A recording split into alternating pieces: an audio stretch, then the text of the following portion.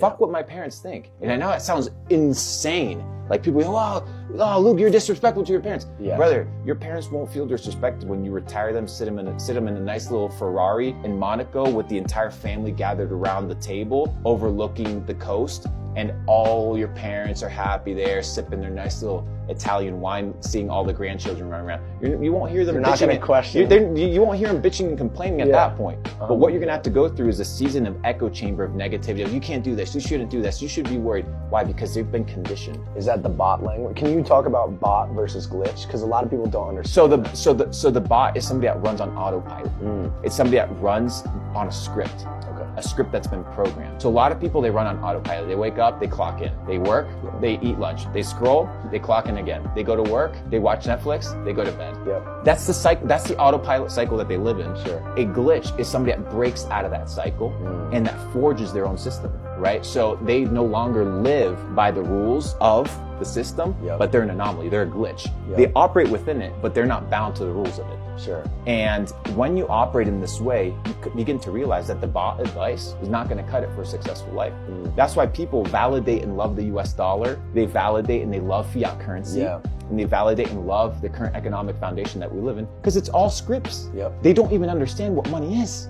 Yet they work their entire life without once questioning, what am I working for? Not once, bro. So I look at all these people, whether it's my parents, whether it's my teachers, whether it's this and that, I look at their life and I'm like, I don't want to live that life. Fuck them. That's it. Oh my gosh, Luke, you're a terrible person. I don't care. I'm here in Switzerland, shredding with my boys. If my parents want to come, so be it. I'll fly you guys over. But what you need to understand as well with parental figures is their advice also comes with a little bit of weight.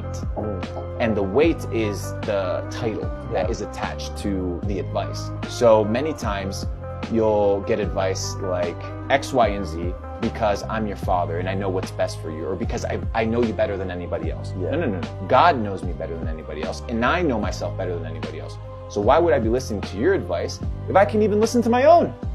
Like, I need to develop the internal voice so that my life isn't influenced by the external factors, but influenced by my own decision making and my own self-development. So that's my thought, brother. And you can glitch your way through life. 100%. You know, I was talking to Jordan yesterday on the vlog.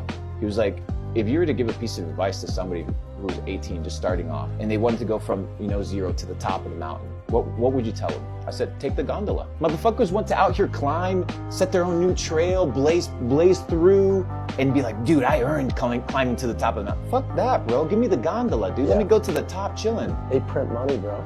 Dude, one of my favorite tweets, you're sitting in class studying for an exam, but they're printing money. It's a scam. It's a scam. And the money that they're printing, the system is imploding in real time, and kids are out here studying. For a history exam, and history that's been doctored and whitewashed and corrected for what? For the advice or the benefit of the few. So people are out here living a bot life, dude. It's absolutely insane. So let's talk about your glitch journey in the money matrix, because we talk about this all the time. I mean, money right now is just a confidence game. It always has been. Every fiat currency in human history has failed. Talk about your thoughts on where we're at in the current system with the current cycles. What's going on with money? So let's start with what is money. Money is debt. And inside the fiat system, money is debt. It's merely a representation that the United States or any other government entity owes money to the central banks or some sort of banking entity. And what we do with our taxes is we pay off the interest that's accrued by this money that's printed out of thin air.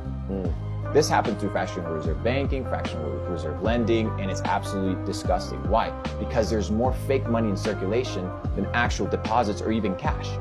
That's why they're trying to get rid of cash, not just because of anonymity, but because there's so much inflated nonsense out there that if people were to go to banks and start redeeming stuff, every bank would go bust. Every single one. So they need to remove cash out of the system so that nobody can do what? Bank run. It's the next step. The next step is, how do we avoid bank runs? We avoid bank runs by having no cash, no ability to go anywhere except outside of our ecosystem. So now what's happening with money is that money before, so for example, let's start with the history. What is money? Money is debt. 1912, there was a banking crisis caused by the bankers in order to introduce what? The Federal Reserve Act of 1913 by Woodrow Wilson, one of the most globalist, corrupt presidents in American history. He actually believed that the Constitution of the United States was a living organism, that it was adapted and changeable based on the times. in that people did not have natural, fundamental human rights, but that their rights were given to them by the government. Therefore, the guy did not believe in the Constitution. So imagine a president of the United States who does not believe in the constitutional rights of its citizens now introduces a fiat banking system that allows bankers to fractionalize money. Yeah. So take 100,000, you deposit it. They create $900,000 out of thin air. But the problem was, at that point, gold was still pegged to the dollar. So what would happen? They would have the bank deposits, or they would have the gold deposits, and then they would have the bank deposits as a proof of the deposits of gold. But what the bankers started doing, scumbags, is they started printing more proof receipts than actual gold in the banks. So the French realized, the British realized, they started funneling a ton of paper. They flew over to America, or excuse me, they took their ships. They took their ships over to America and started redeeming at the banks all this fake paper for real gold. So now all the people who actually deposited the gold were left with nothing. At that point, 1971, gold standard removed. Now, print unlimited money because it's no longer based on the gold standard, which was the only thing constitutional, by the way. Gold is supposed to back the dollar. This is a constitutional right, but people don't even understand that. That's been taken away. So the system that we live in right now is a fiat system. It is a debt-based system. All the money that you have in your bank account right now does not belong to you. It does not belong to you. That's why I appreciate that you're an advocate for Bitcoin, that you're a fan of Bitcoin, because regardless of what happens with Bitcoin, you still have your Bitcoin. You still own it. The issue is nowadays it's still denominated in dollars. Because of the value that the dollar still has, even though it's intrinsically perceived. Why does it have such a heavy impact? In my opinion, the only thing keeping America running right now is the iron fist, the military power. If you look at the Roman Empire, before they collapsed, they went on a war spree. They went on a war spree to save their empire. So once your innovation is dead, right? Once your civilization is stupid, which is, look at America, bro. Fucking dumb fucks everywhere. Bioweapon. Now, the only way to sustain your society is through brute force. So build the biggest army, the baddest army, and then go fight for freedom in different countries that are trying to rebel against you. Whether it's Afghanistan, Libya, or whatever these countries are, just say, hey, we got weapons of mass destruction in that country. Let's go invade, nuke their currency, and make sure that take their resources. And make sure that America can keep running the scam a few more years. Part of me understands it because global powers are trying to do it in every angle. You look at right now, China, Russia, India, they're forming BRICS. Talk about what just happened with China, Russia, So Aramco just signed a deal with Kenya that you would actually start to be able, that Kenya could actually buy with Kenyan currency oil as opposed to US dollars. And the Kenyan president just announced, telling all his citizens, get rid of your US dollars right now, it's going to zero. When in history has that happened? Unless I recollect, it's Bretton Woods. Bretton Woods 1, 2, and this is 3. Yeah, it's absolutely crazy. So now we're in a situation where banks are imploding, and I think they're imploding by design. I don't think that this is, oops, this is all by design. Is it because they want to consolidate the power to the big four?